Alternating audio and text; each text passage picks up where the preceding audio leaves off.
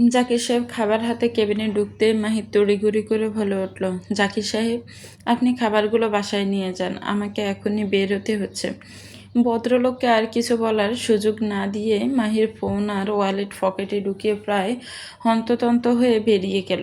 গ্যারেজে গাড়ি পার্ক করে সোজা দোতলায় উঠে গেল মাহির।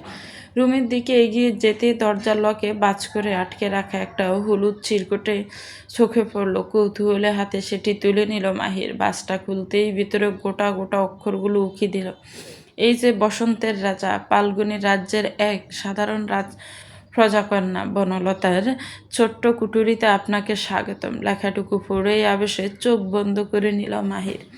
একটা দীর্ঘশ্বাস টেনে নিয়ে ভেতরের অস্থিরতার পারদকে কিছুটা শান্ত করে নিল সে। ধীর হাতে দরজার লকটা ঘুরিয়ে পাল্লা দুটো আলগা করতেই ভেতরের উষ্ণ রোমান্টিক আবহাওয়া সাদরে ব্রণ করে নিল তাকে। পুরো ঘর জুড়ে ছোট বড় অসংখ্য মোমবাতির সোনালি শিখা মৃদু হাওয়ায় কাঁপছে। সেই আলোক রোশনির সাথে মিশে আছে বেলি আর গোলাপের অপার্থিব সুবাস। মেঝেতে ছড়ানো অসংখ্য লাল গোলাপের পাপড়িগুলো বাগিচা হয়ে মাহিরের পদস্পর্শ পাওয়ার অপেক্ষায় উন্মুক্ত। মাহির তাদের নারাজ করল না। সেই পুষ্পরঞ্জ মারিয়ে এক পা করে বিছানার দিকে এগিয়ে গেল সে। শুভ্র বিছানাটাও ভালোবাসায় রক্তিম আবহে সেজে উঠেছে, কিন্তু এই সাজানো স্বর্গের মধ্যমণি কোথায়? মাহির পুরো ঘরে চোখ বুলিয়ে নিল। না, নেই, ওয়াশরুমও নেই। তবু কোথায় সেই কাঙ্ক্ষিত রমণী? তার তো এই সজ্জিত পালঙ্কের মধ্যখানে বসে অপেক্ষা করার কথা ছিল। রোজ মাহিরের ডাকে রোজির সাড়া নেই। প্রাণ আমার, কোথায় তুই? আমি এখানে। ব্যালকনির দিক থেকে রোজির মিনমিনে গলার আওয়াজ ভেসে এলো। মাহির অবাক হয়ে সেদিকে গেল। দরজা উপাস থেকে আটকানো। মাহির দরজায় মৃদু করাঘাত করে বলল, ব্যালকনিতে তুই? দরজা আটকেছিস কেন? খোল প্রাণ। না, রোজির এক রোখা উত্তর। দরজার ওপাশে মুখ লুকিয়ে দাঁড়িয়ে আছে সে। এতক্ষণ ধরে যে মেয়ে উদ্যম উৎসাহে একা হাতে স্বপ্নপুরী সাজালো, সেই মাহিরের পদশব্দ শুনতে লজ্জায় কুকড়ে উঠেছে। না কেন? আমাকে একটা ওড়না দিন। ওড়না? কি করবে? প্লিজ দিন না। মাহির আর কথা বাড়ালো না। এদিক সেদিক চোখ বুলায় ওড়না জাতি কিছু না পেয়ে ওয়ারড্রপ খুলতে হাতের কাছে ওর কালো শালটা পেয়ে গেল। সেটাই জানালা দিয়ে পার করে রোজির হাতে দিল। রোজি দ্রুত শালটা গায়ে জড়িয়ে নিল। তবুও দরজা খোলার সাহস সঞ্চয় করতে পারছে না সে। এত লজ্জা লাগছে কেন তা সে নিজেও জানে না। অথচ এতক্ষণ তো তার জল্পনা কল্পনা শেষ ছিল না। রোজিকে বের হতে না দেখে মাহির আবারও ডাকলো, রোজি, ঠিক আছিস তুই? কি হয়েছে বল আমাকে। মাহির ভাই, প্রাণ বল। আরও কিছু লাগবে? সরম বলে দাঁত দিয়ে আঙ্গুল কামড়ে ধরল রোজি। রোজির ঝরানো কণ্ঠস্বর শুনে নিজের চুল টেনে হাসল মাহির। তর্জনী দিয়ে ব্রু চুলকে বলল, বসন্তের রাজাকে সাদরে নিমন্ত্রণ করে বনলতা নিজে মুখ লুকাতে মরিয়া। প্রকৃতি তো এই অবিচার সইবে না। রোজি নিচ্ছল। মাহির এবার দরজার পাশে দেয়াল হেলান দিয়ে আয়েশ করে দাঁড়ালো। ঠিক ওপাশে দাঁড়িয়ে থাকা মেয়েটির উদ্দেশ্য করে বলল, শুনে রাখো সাজবরণী বনলতা, বসন্তের রাজা বেহার হলে পৃথিবীর মেঘ কাটবে না, পুষ্পরঞ্জ ঢালে ঢালে ফুল ফুটবে না, সবুজের শতশতা ফিরবে না, প্রকৃতি অপূর্ণতা মেনে নিবে কিভাবে? রোজি এবার চোখ বন্ধ করে নিজেকে একটু দাতস্থ করে নেওয়ার চেষ্টা করলো। শুষ্ক ঠোঁট দুটো জিভ দিয়ে ভিজিয়ে কাঁপা কাঁপা হাতে লকের ওপর হাত লাগলো। পৃথিবীর কালো চাদরটা আলগা করে মেজের উপর খসে পড়তে দিল সে। তারপর গুটি গুটি পায়ে দরজার ওপাশ থেকে বেরিয়ে এলো। মাহির হেলান দিয়ে থাকা অবস্থায় থেকে এক জটকায় সোজা হয়ে দাঁড়িয়ে পড়ল। নিঃশ্বাস যেন কয়েক মুহূর্তের জন্য থমকে গেল ওর। অস্থিরতার পারদ গড়িয়ে তার সর্বস্ব সীমা ছাড়িয়ে গেল। স্বপ্নপুরীতে কি কেবল স্বপ্নেরই আনাগোনা, নাকি কিছুটা বাস্তবেরও আলপনা? মাহির ভেবে পেল না। আগেকার দিনের মতো ব্লাউজ ছাড়াই সাদা শাড়ি পরে গুটিসুটি মেরে দাঁড়িয়ে আছে এক বহু রূপমোহিনী। শুভ্র সাদা রংটাও হলদেটে আভা ছড়াচ্ছে। এক ডাল রেশমি কেশগুচ্ছ তার অর্ধ উন্মুক্ত ফিটটা ছড়িয়ে রেখেছে স্নিগ্ধময় মোহনীতা। আলতা ও চন্দন দিয়ে সাজানো শুভ্র কোমল হাত দুটো তীব্র সংকোচে একটির সাথে আরেকটির সাথে ফিসে যাচ্ছে। আর কবজিতে চিরচরিত রক্তলাল গোলাপের সমাহার। কোমল সাজটুকু পূর্ণতা দিতে ললাটে স্থান পেয়েছে ওর দাঁড়ালো ছাউনিতে লতানো রোজি আরও নুয়ে পড়ল। এখন কেবল মাটির সাথে মিশে যাওয়ার অপেক্ষা। কিন্তু সে মিশে যাওয়ার জন্য মাটিকে বেছে নিল না, বরং লজ্জা লুকাতে লজ্জাদাতার বুকটাকেই নিরাপদ আশ্রয় ভেবে নিল। এক লোহমায় আছড়ে পড়ল মাহিরের শক্ত বুকে। মাহির দু হাতে রোজিকে আগলে ধরল। চিবুকটা রোজির রেশমি চুলে ঠেকিয়ে ফিসফিস করে বলল, রূপের এত বাহার কেন মেয়ে তোমার? কখনো তুমি বনলতা, তো আবার চোখের পলকে শুভ্রতা। বসন্তের রাজার একই মুসিবত। সে এখন কাকে ছেড়ে কাকে বেছে নেবে? রোজি কিছু বলতে চাইল, কিন্তু কণ্ঠস্বর গলার কাছে দলা পাকিয়ে এলো। কোনো কথা ফুটল না ওর মুখে। কেবল মাহিরকে আঁকড়ে ধরা হাত দুটো আরও দৃঢ় হলো। মাহিরের শার্টের কাপড়টা খামচে ধরে রমণী তার মুখটা আরও গভীরভাবে লুকিয়ে ফেলল। মাহির তপ্ত নিঃশ্বাসটুকু রোজির কানে ঢেলে দিয়ে আবারও বলল, দুঃখিত বনলতা, বসন্তের রাজারা শুভ্রতাকেই মনে ধরেছে। সে আজ মেঘ বিয়োগে শুভ্রতায় মিশে বৃষ্টি হয়ে জড়তে চায়। এবার রোজি ওর অস্বস্তির সবটুকু সাহস এক করে মাহিরের দুপায়ের ওপর নিজের আলতো রাঙা হাত দুপা তুলে দিল। মাহির বুঝল এই নীরব ইশারা। সে লাজুক দেহটাকে আলতো করে তুলে নিজের উচ্চতার সমতায় নিয়ে এলো। রোজিয়ের কাঁপা কাঁপা হাত দুটো মাহিরের দুই গালে রাখলো। মুখটা আরও এগিয়ে নিয়ে নাকের ডগায় ছোট্ট একটা ভালোবাসার চিহ্ন এঁকে দিল সে। মুখ না সরিয়ে অত্যন্ত গোপনে ফিসফিসিয়ে ডাকলো, প্রাণ। চোখ বুজে আবেশিত কণ্ঠে সায় দিল মাহির, ভালোবাসি। আমি বেসেই যাব। মাহির সেভাবে রোজিকে পাজা কোলে তুলে নিল, বিছানায় বসিয়ে দিয়ে তার সামনে নিজেও মেঝেতে হাঁটু গেড়ে বসে পড়ল। রোজি হাত দুটো শার্টের বোতামে রেখে খুলে দিতে ইশারা করলো। মাহিরের ইশারা অনুসারে রোজি তার হাত দুটো এগিয়ে নিতে চাইল, কিন্তু স্নায়ু যেন কিছুতে সায় দিচ্ছে না। ক্রমান্বয়ে অবশ হয়ে আসছে সেগুলো। মাঝপথে গিয়ে আটকে গেল রোজি। ব্যর্থ হয়ে নিজেকে গুটিয়ে নিল সে। নজির জড়তা দেখে মুচকি হাসল মাহির। অবিসিত কণ্ঠে বলল, প্রাণ আমার, একটু পরে যার উন্মুক্ত বুকে নির্বিঘ্নে নিজের খোলস মোচন করবি, সে তার কাছে এখনো কিসের এত জড়তা? রোজি কানের লতি ভেয়ে নেমে আসা চূর্ণ অলকগুচ্ছের নিচ দিয়ে হাত গলিয়ে মাথাটা নিজের একদম কাছে টেনে নিল মাহির। রাঙা টুকটুকে গালে শক্ত করে দাঁত বসিয়ে দিল যেন সে। ব্যথায় কুকড়ে উঠল রমণী। দাঁত দিয়ে অদর চেপে আর্তনাটটুকু সামনে নিতে চাইল, কিন্তু মাহিরের ভালোবাসা মেঘকন্যা শুভ্রতার সাথে মিশে বৃষ্টি হয়ে জড়তে আরম্ভ করলো। শয্যায় বিছিয়ে রাখা গোলাপের পাপড়িগুলো দুটো দেহের নিবিড় সান্নিধ্যে ফিষ্ট হতে লাগলো ক্রমান্বয়ে। অনুরাগের স্পর্শ গভীর হওয়ার সাথে সাথে অস্থির চিত্তে কাঁপতে লাগলো শিওরে রাখা মোমবাতির শিখাগুলো। আবেশের ঘুরে লতানো রোজের মিনমিন অস্পষ্ট স্বর ভেসে এলো, মোমবাতিগুলো নিভিয়ে দিন প্লিজ। So sorry,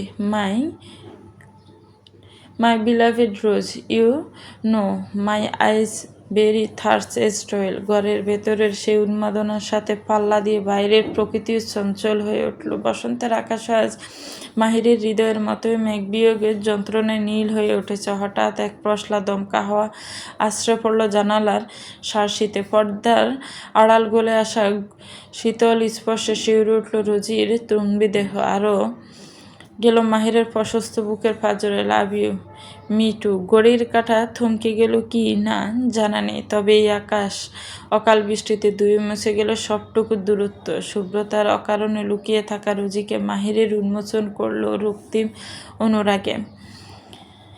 কপালে ভালোবাসার চুম্বন এঁকে দেওয়া থেকে শুরু করে চরণে কামনার লেহন কিছুতেই চুল পরিমাণ কুণ্ঠিত করল না মাহির। পরম সুখ শয্যায় রোজির কাজল চোখের কার্নিশ বেয়ে দুপট্টা অশ্রু নিঃশেষ গড়িয়ে পড়ল শিয়রে। প্রেম আর প্রকৃতির যুগলবন্দিতে বৃষ্টির রিমঝিম শব্দের সাথে দূর থেকে ভেসে আসতে লাগলো গানের কলি। বাতাসে গুনগুন এসেছে পাগুন। বুঝিনি তো আগে তোমায়, শুধু ছোঁয়ার এত যে আগুন। ডিভানে শুয়ে আপেল খাচ্ছে আর চোখ দিয়ে নিবিষ্ট মনে পাকিস্তানি ড্রামা দেখছে তুবা। এমন সময় অপরিচিত একটি নাম্বার থেকে রিং এলো। ইন্টারেস্টিং সিনে এমন একটা ব্যাগা। তার আশায় বিরক্তিতে চোখ মুখ কুচকে নিল তুবা। খট করে রিসিভ করে কর্কশ কণ্ঠে বলে উঠল, হ্যালো কে? তুবা আমি তোর দরজায় খোল। ওপাশ থেকে নিচু স্বরে কণ্ঠে ভেসে এলো, আমিটাকে আমার দরজায় কি করছেন? আমি তোর ভাতার, খোল শালি। ওহ আসিফ কুত্তা কুত্তা, তোর আমার মতো পাগলের দরজায় কি করস তুই? তুমি তোমার এক্সদের দরজায় যাও। তুবা রাগাস না, খোল বলছি। আমাকেও রাগাবে না, যাও বলছি। ওপাশে কিছু নীরবতা, তারপর আসিফ ধরাজ গলায় বলল, আচ্ছা আসছিলাম জাল জাল ফুচকা দেবো বলে, এখন যখন দরজা খুলবিই না তাহলে আমার এক এক এক্সকে গিয়ে দিয়ে আসি। আচ্ছা আসলাম তাহলে। আসিফ পেছন ফিরে দুপা বাড়াতে ঠাস করে তুবার ঘরের কপাট খুলে গেল। তুবা বেরিয়ে এসে ফিসফিসিয়ে বলল, তোমার সমস্যা কি? এত রাতে এখানে কি করছো? কেউ দেখলে? বলে আসিফের হাত থেকে ফুচকার প্যাকেটটা কেড়ে নেওয়ার জন্য হাত বাড়ালো তুবা, কিন্তু আসিফ আলগোছে তুবার লাগানোর বাইরে হাত সরিয়ে নিল। মুখে বাঁকা হাসি ঝুলিয়ে বলল, পুচকা নিতে হলে পুচকা দাতাকেও কিছু দিতে হবে, কন্ডিশন একটার সাথে একটা ফ্রি। মাথা খারাপ তোমার? এত রাতে তুমি আমার ঘরে আসবে, কেউ দেখলে কি হবে জানো? জানি না, তুই বল কি হবে। বলতে বলতে নির্লিপ্তভাবে তুবার ঘরে ঢুকে পড়লো আসিফ। তুবা দ্রুত এদিক ওদিক তাকিয়ে নিল কেউ দেখে ফেললো কিনা। তারপর সাবধানে দরজা লাগিয়ে দিয়ে আসিফের সামনে এসে কোমরে হাত দিয়ে দাঁড়ালো। আসিফ প্লিজ তোমার ঘরে যাও। আম্মু বলেছে তোমার সাথে কদিন যেন একটু দূরত্ব রেখে চলি।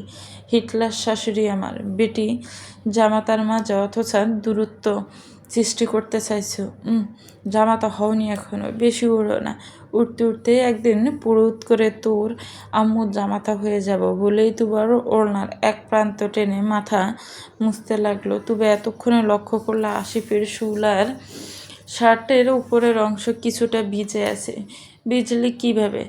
রাত বিরাতে এক ফেতনির রাগ ভাঙানোর জন্য পুচকা খুঁজতে গিয়ে ভেজা চুলগুলো জাকাতে জাকাতে বলল আসিফ, বাইরে কি বৃষ্টি হচ্ছে?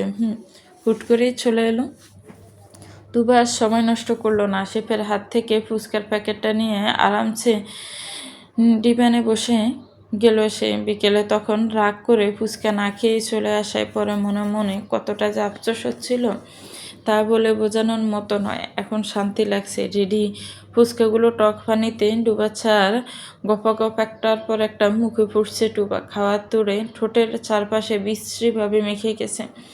কখনো কখনো ছোট মুখটা লোড নিতে না পেরে ঠোঁটের কোনায় বেয়ে পানি গড়িয়ে পড়ছে। আসিফ বিছানায় হেলান দিয়ে ভ্রুকুটি করে তুবার এই আজব বুঝুন লীলা দেখছে। এবার তুবা মুখবর্তী খাবার নিয়ে অস্পষ্ট স্বরে আসিফকে সাধলো, খাবে? ফুচকা আসিফের এমনিতেও পছন্দ না, তার উপর তুবার খাওয়া দেখে এই জিনিসের প্রতি ও রুচিটাও গায়েব হয়ে গেছে। আসিফ নাক ছিটকে বলে, এসব বালছাল আমি ছুঁয়েও দেখি না। আচ্ছা না খেলে আমারই ভালো। গুনুগুনু 40টা ফুচকা এনেছিল। আসিফ একটু বেশি এনেছিল। তার বিশ্বাস ছিল তবে এগুলো খেতে পারবে না, কিন্তু এই মেয়ে ছেড়ে দিলে সবগুলোই খাবার করে দেবে। তারপর সারা রাত পেট ব্যথায় কাতরাবে। আসিফ উঠে গিয়ে তুবার সামনে থেকে প্যাকেটটা খপ করে তুলে নিল। তুবা মাথা উঁচিয়ে জিজ্ঞাসু দৃষ্টিতে তাকালো ওর দিকে। অনেক খেয়েছিস আর না? কেন না? তাই না? তুমি তো খাবে না, অযথা নষ্ট হয়ে যাবে, আমাকেও দাও। না বলেছি না, পেট ব্যথা করবে। করবে না, দাও আমি খাবো। আসিফের হাত থেকে প্যাকেটটা নেওয়ার জন্য প্রাণপণের চেষ্টা করছে তুবা। আসিফ বিরক্তি হয়ে ধমকে উঠল, সর এখান থেকে, ফেলে দেবো এটা। দেখো ভালো হচ্ছে না কিন্তু, তুমি কিন্তু আমার রিজিক কেড়ে নিচ্ছ। ভালো করছি, আমি দিয়েছিলাম, আমি এখন কেড়ে নিচ্ছি, নো কন্ডিশন। বলে আসিফ ব্যালকনির দিকে এগিয়ে গেল। তুবা ওর পিছন পিছন ছুটল, কিন্তু পৌঁছানোর আগে আসিফ হাত বাড়িয়ে প্যাকেটটা নিচে ফেলে দিল। তুবা রেলিং ধরে দাঁড়িয়ে নিচে তাকালো। ওর স্বাদের ফুচকাগুলো মাটিতে কত অবহেলায় মুখ থুবড়ে পড়ে আছে। তবু অগ্নিশর্মা হয়ে পেছনে ফিরে আসিফের উপর ঝাঁপিয়ে পড়ল, কুত্তার বাচ্চা, তুই আমার ফুচকা ফেলে দিলি কেন? বিশাল তাণ্ডব শেষে রাতের উত্তাল প্রকৃতি এখন শান্ত শিথিল। দীর্ঘদিনের শুষ্ক মাটি আজ এক পশলা প্রেমের বৃষ্টিতে ভিজে নতুন প্রাণ ফিরে পেয়েছে।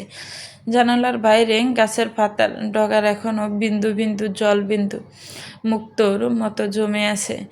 ঘরের ভেতরে জমিয়ে থাকা রক্ত লাল গোলাপের পাপড়িগুলো এখন লালচে বর্ণ ধারণ করেছে। মসজিদের মিনার হতে ভেসে আসছে ফজরের আজানের সুমধুর ধ্বনি। মাহির বালিশে আতশোয়া হয়ে বুকে থাকা রুজির আদু ঘুমন্ত মুখের দিকে তাকিয়ে আছে। হাত বাড়িয়ে এলোমেলো হয়ে থাকা চুলগুলো কপাল থেকে সরিয়ে নিচু স্বরে শোধালো, রাতে খেয়েছিলে? রোজি ঘুমের ঘোরে অস্ফুট স্বরে উত্তর দিল, আবার মিথ্যে? দেখে উঠ। আরও কুকড়ে যেতে চাইল রোজি। মাহিরা আর কথা না বেরিয়ে নাজুক দেহটা মুড়িয়ে সোজা পাজা কোলে তুলে নিল। ঘুম আগে খেতে হবে, তারপর ঘুম। ওয়াশরুমের দিকে হাঁটা দিল মাহির। আমার খিদে নেই, তাও খেতে হবে। আপনি খুব খারাপ, বাজে লোক। আচ্ছা, আপনি আমাকে ভালোবাসেন না, আমার কষ্ট বোঝেন না। ঠোঁট উল্টে একের পর এক অভিযোগ জানাচ্ছ রোজি। ঠিক আছে, যেন অভিমানী রোজির সকল অভিযোগ মঞ্জুর। আজ মাহির কথা বলতে বলতে রোজিকে নিয়ে সোজা বাথরুমে শাওয়ারের নিচে দাঁড়িয়ে গেল।